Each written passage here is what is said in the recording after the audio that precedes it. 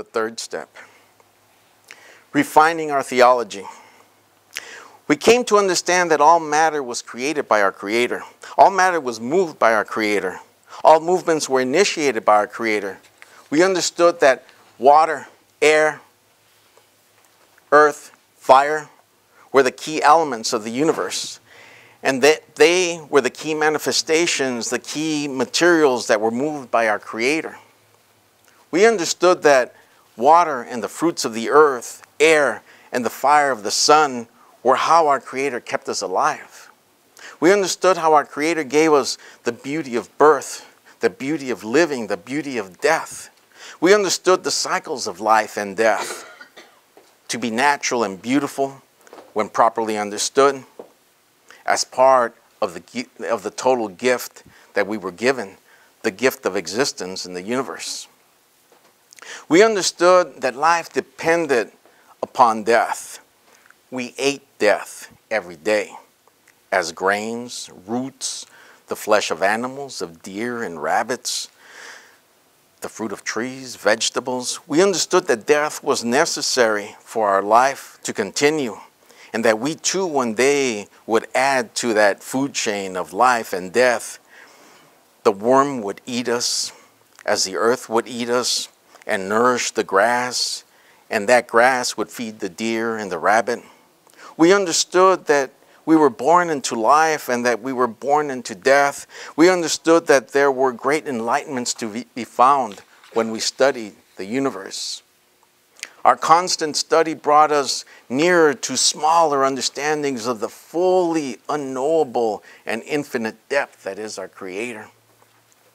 So we relished in what little pieces of enlightenment that we could get. We savored them like delicacies, like jewels, like a fine painting, a beautiful sculpture, like a beautiful thought.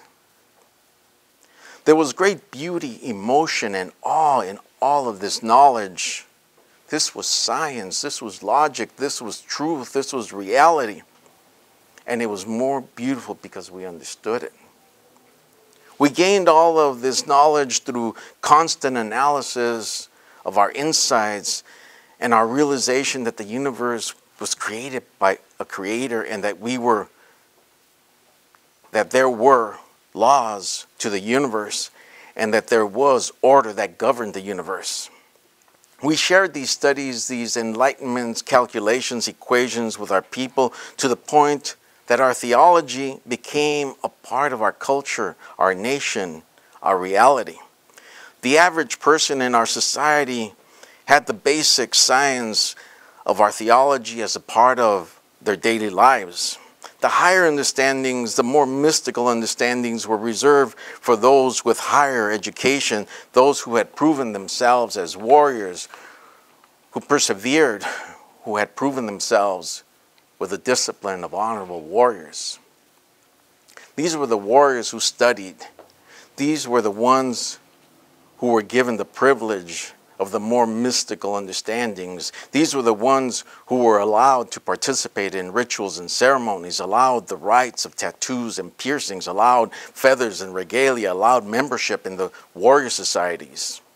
To those warriors of the higher understandings, the intellectuals, the philosophers, the battle-proven warriors, the studies were continuous. Over thousands of years, everything had been refined and written down in a poetic narrative that accompanied the ideas, enlightenments, and conceptualizations with detailed illustrations, symbols, metaphors, allegories, mythologies, and an art and architecture that further fleshed out and framed what became our Anáhuac theology. We had, in effect, intellectually, in an abstract way, taken apart all of the components of the universe and then had them laid out in all their parts and then had them reconstructed as a way to better understand them. We did this so that we could more accurately draw up the blueprints of the universe so that we could better understand the shadows of our Creator, the reality of our Creator, the reality of us. We wanted to know the intricacies of the cloth of the universe, of how our Creator made and wove and moved the cloth that we are a part of. We made a schematic outline and an allegorical timetable of the creation from the Big Bang to the present era in order to make it better to understand our own existence and to make it easier to understand our connection to our Creator.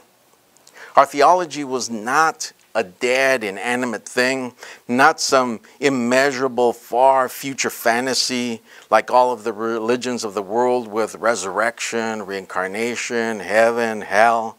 Our theology was alive and with us in the present, constantly in dialogues, being refined into our minds, being refined into our hearts.